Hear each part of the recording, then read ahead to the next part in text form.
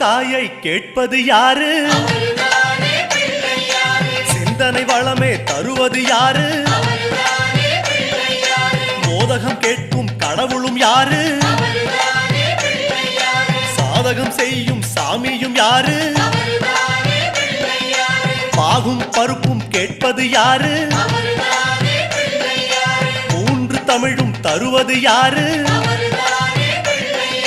பரமேஸ்வரியின் தலைமகன் யாரு? அவரும் வாழ்வது எங்கே கூறு?